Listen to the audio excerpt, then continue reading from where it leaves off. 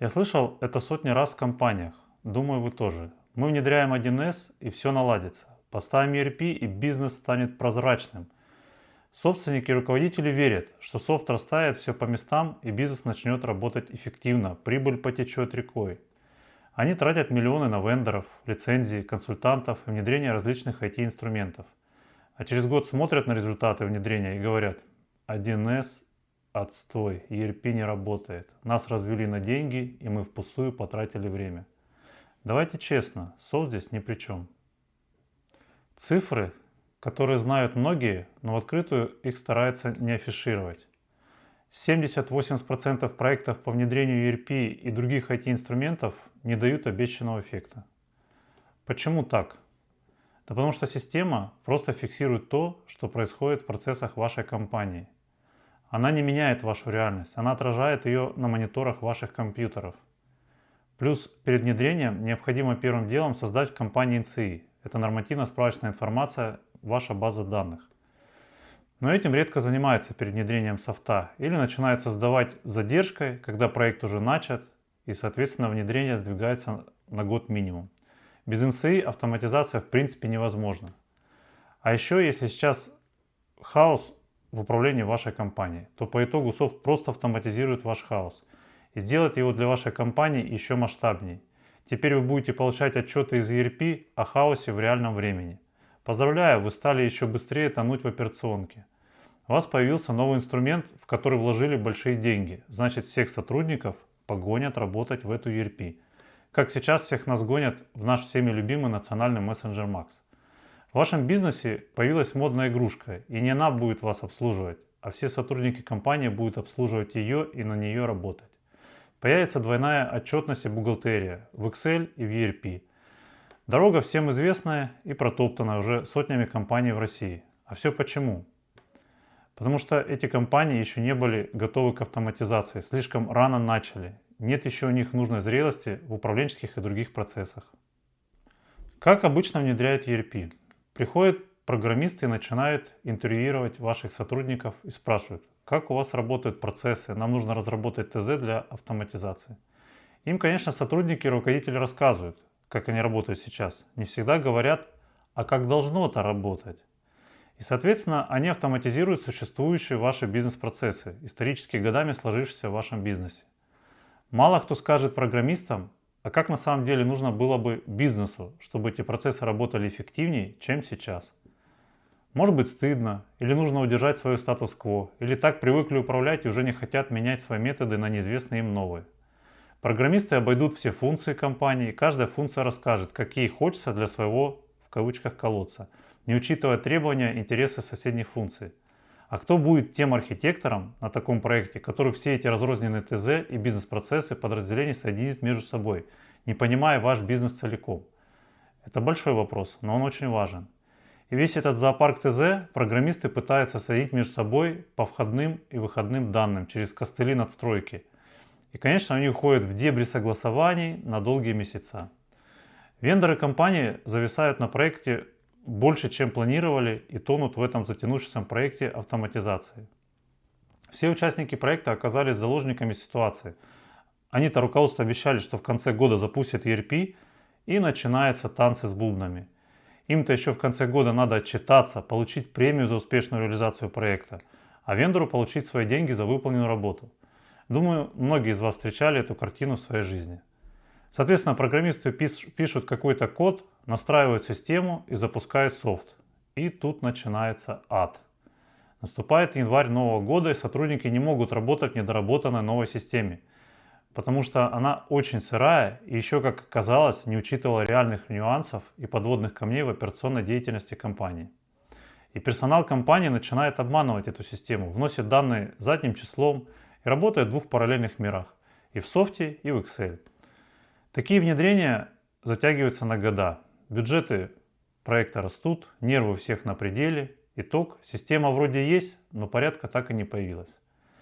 В прошлом году присутствовал на одной рабочей встрече. Услышал, как крупная нефтяная компания, все вы ее знаете, уже 12 лет внедряет софт. Представляете, сколько они уже потратили денег, времени, усилий и нервов. И насколько сотрудники устали в этом аду работать. А когда им своей работой в принципе заниматься и свои прямые обязанности выполнять, если приходится уже 12 лет обслуживать и поддерживать недоработанный софт и вести учет в нескольких источниках данных? Это кошмар, конечно, я им не позавидую. И таких историй автоматизации в России вагон и маленькая тележка. ERP и 1С это, конечно, гениальные инструменты. Они умеют считать, учитывать и контролировать. Они делают это быстрее и точнее любого человека. Но они не умеют наводить порядок за вас. Они умеют только фиксировать то, что вы в них запрограммируете и какие данные в них занесете. Представьте, что вы купили самый дорогой кассовый аппарат в мире. Но если вы не знаете, сколько у вас товара, как он движется и где лежит, аппарат не решит ваших проблем. Он просто покажет, что вы и без него и так знаете, и актуальных данных у вас нет. Софт – это ваше зеркало. Если в комнате бардак, зеркало покажет бардак. Чтобы увидеть порядок, нужно сначала навести порядок. Нужно спроектировать главный каркас управления для компании. А это архитектура управления. Смотрите мой первый плейлист из 13 роликов, там детально познакомитесь с ней. И только потом, уже на архитектуру управления, можно делать надстройки, такие как ERP и им подобные IT-системы. Но не наоборот. Это всегда приводит к провалу таких IT-проектов и еще сильно тормозит работу вашей компании при внедрениях автоматизации на неподготовленную почву. Автоматизировать хаос – это смерти подобно. Снова наша схема со станком из прошлого ролика. Помните, я ее показывал про BPMN нотацию и софт по типу Business Studio. Давайте пройдемся по ней еще раз, это важно. Давайте включим нашу производственную логику. Представьте, что вы делаете сложный станок. Это вот наш горизонтально-расточной станок. Это уровень 0, нулевая сборка. Это главная рама станка, на которой держатся все механизмы. Это ответ на вопрос, а зачем мы вообще делаем этот станок, для каких операций? Так и в бизнесе. Вы сначала определяете, кто ваш клиент, какова ваша стратегия, миссия. Уровни 1-2 это сборочные единицы этого нашего станка. Крупные узлы, двигатели, трансмиссия, система управления. В бизнесе это ваши основные блоки архитектуры управления, функции, необходимые, чтобы бизнес работал как слаженный механизм. Уровни 3-4 это детали. Это ваши подразделения, отделы, конкретные люди, основные управленческие процессы, операционная деятельность. И вот только наши уровни 5 и 8, это наш станочник, который должен нажимать на определенные кнопки, чтобы выполнить определенную операцию на станке. Это наши винтики, которые собирают этот станок, да, вот я их оранжевым цветом выделил. И наши винтики, которые зажимают фрезу в этом станке. Это и есть инструментарий нашей ERP-системы любой. А теперь вопрос, можно ли начинать собирать станок с 5-8 уровней, чтобы точить винтики и определять движение нашего расточника? Конечно же нет. Сначала вы проектируете архитектуру вашего станка, как космическую ракету, стыкуете крупные узлы, и потом уже занимаясь винтиками, а не наоборот, как сейчас все начинают с внедрения ERP 5-8 уровня, веря, что внедрение автоматизации в компании, после внедрения автоматизации в компании появится управляемость и повысится эффективность. Нет, она не появится. Вы сами многие это уже проходили и проходите. Я не говорю, что винтики не важны. Без винтиков на станок резец не установишь. Но начинать сборку станка с винтиков – путь к катастрофе. И в вашем бизнесе тоже сначала рама, потом узлы, потом детали и только потом винтики. ERP – это инструмент уровней управления 5-8 компаний. Он автоматизирует учет, движение денежных средств, операции, но он ничего не делает с уровнями 0, 1, 2 и 4. Если у вас нет стратегии, это уровень 0, ERP не подскажет, куда идти. Если у вас разорваны стыки между продажами и производством, это уровень 1-2, ERP тоже не покажет, где именно разрывы между вашими подразделениями. Он только покажет искаженные данные, так как системности управления пока маловато. Если у вас нет сквозного планирования связи производства с финансами, ERP будет выдавать красивые отчеты, которые не сходятся с вашей реальностью. Сначала архитектура управления компанией, а потом автоматизация. Сначала порядок в управлении, потом софт, который этот порядок фиксирует и ускоряет. Когда ко мне приходят клиенты, я часто говорю, не спешите с IT, давайте сначала настроим систему в Excel, научим людей планировать, видеть стыки, управлять деньгами, а когда система заработает, тогда уже и автоматизируем. Был у меня один клиент, завод с миллиардным оборотом. Они внедряли ERP уже года 3 до моего прихода. Потратили на тот момент уже под 50 миллионов. Результата пока не было. Я пришел, посмотрел на эту историю. У них продажи обещают одно, производство делает другое. Закупки узнают об этом в последний момент. Финансы считают среднюю температуру по больнице. Я говорю, давайте на полгода забудем про вашу ERP и просто поработаем в Excel. Наладим сквозное планирование вашей компании, свяжем планы подразделений между собой и с финансами свяжем все ваши производственные планы. Научим отделы разговаривать друг с другом в нужный срок для реализации ваших производственных программ и планов продаж.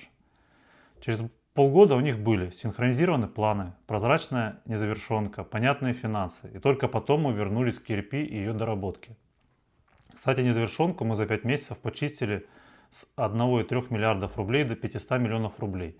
И то в этих 500 остались покупные, которые закупали под новый проект, но его заморозили, и использовать их можно было только на том проекте.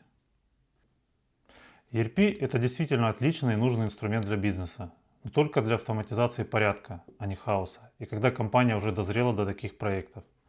Пожалуйста, не начинайте с IT, начинайте с архитектуры главного каркаса управления для вашей компании. И вот после проектирования и внедрения архитектуры управления автоматизация даст вам тот результат, на который вы все рассчитываете и ожидаете, а не ту головную боль и затраты ваших денег и бесполезную трату времени ваших сотрудников на внедрение. Помните историю с нефтяной компанией? 12 лет внедряют и конца не видно. Не повторяйте, пожалуйста, их ошибок. Учитесь на чужих ошибках и делайте все правильно. В следующем ролике мы разберем самые модные слова последних лет: цифровизация и трансформация. Куда уходят миллиарды и почему это часто просто красивые фантики и снежная пыль. Подписывайтесь на канал, жмите на колокольчик, чтобы не пропустить следующие новые выпуски. И напишите в комментариях, с какими IT-инструментами у вас связан самый болезненный опыт. Мне правда важно знать ваши боли и проблемы. А если хотите прямо сейчас понять, с чего реально начать настройку вашего бизнеса или разобрать вашу проблемную ситуацию, которую уже давно не можете решить, пишите мне в Telegram, ссылка в описании канала. Проведем личный аудит управленческих процессов в вашей компании или откроем полномасштабный проект по проектированию и внедрению вашей архитектуры управления. Как раз построим первые 4 уровня для управления вашей компанией или бизнесом. Быть сильным руководителем – это ремесло, и ему можно научиться. Увидимся в следующем ролике. Всем удачи!